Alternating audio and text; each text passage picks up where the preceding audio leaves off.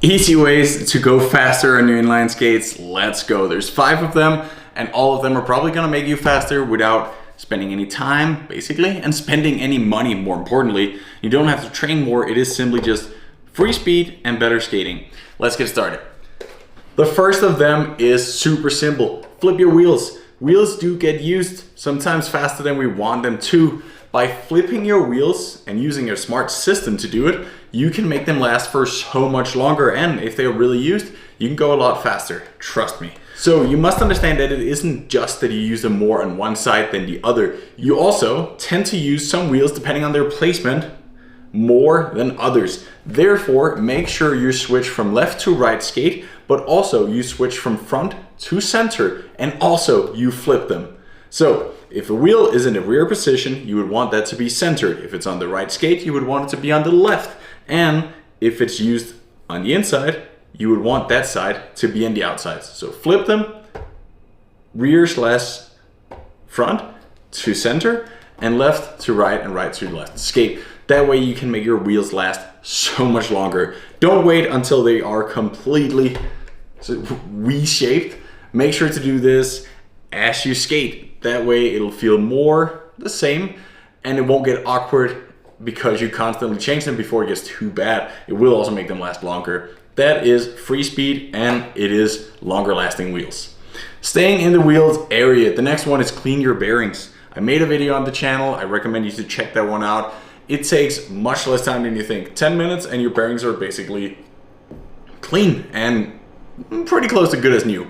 That is going to give you a lot of free speed. I also tested that myself. It is almost 2 full kilometers per hour comparing the same skate, the same setup, the same test protocol. Just the only difference is I cleaned my bearings in between. So 2 kilometers per hour of free speed. You're going to use a little bit of rubbing alcohol, some quality oil, and 10 minutes of your time, but it's going to be worth the speed.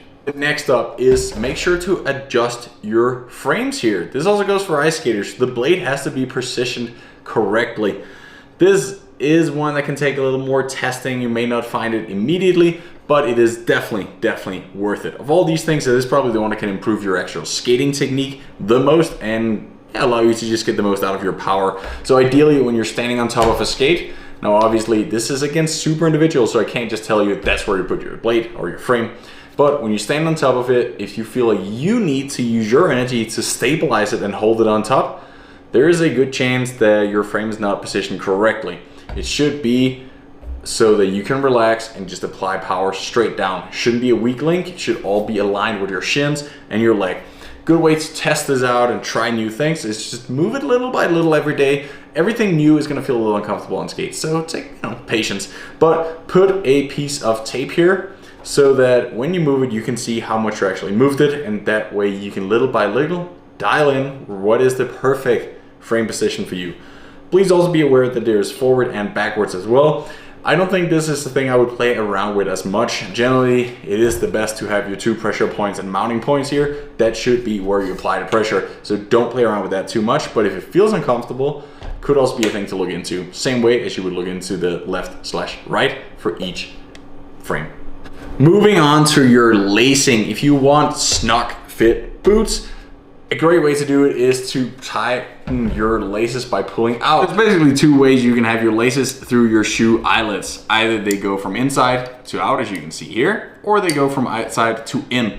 The benefit of having them go from inside to out is that when you tighten your skate, it allows you to pull them further towards you and not pull them across. Much simpler, and you can simply just tighten your skates better.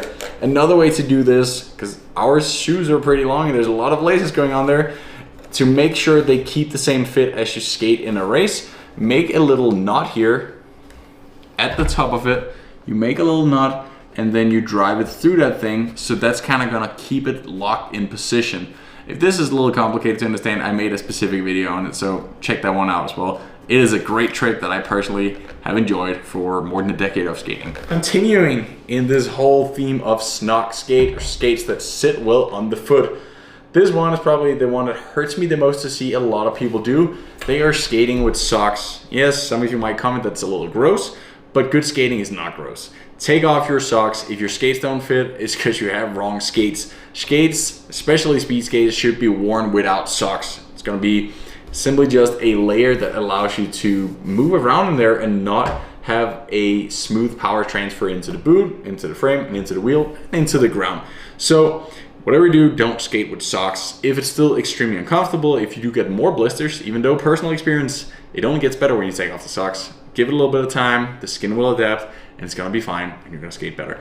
But if you struggle with blisters or different wounds, you can use these, kind of most popular brand is Ease Fit, where it's simply just around the ankle that you have a little layer of protection, so that if you have a carbon shell digging straight into your foot, your bones, your skin, well, that's gonna be a shield for that. So you can start out with those. It's a bunch of different brands, but they all work pretty similarly, so find one that fits you well, and then that can be your segue into barefoot skating. That was my entire guide when it comes to immediate and easy equipment upgrades for skaters. There's a lot more. Make sure to wear aerodynamic outfits and train well. It's probably the biggest one. Success doesn't come overnight. It takes a lot of hard work and the correct kind of work. If you're interested in a training plan, I have made 5 different training plans that you'll find in the description below for basically everything. If you're preparing for your first marathon, if you just want to improve your speed, your strength, or simply getting into dryland, there's going to be plans for that below. All there is left for me to say now is thanks for watching. Hit subscribe if this helped you out, and stay tuned for my next video.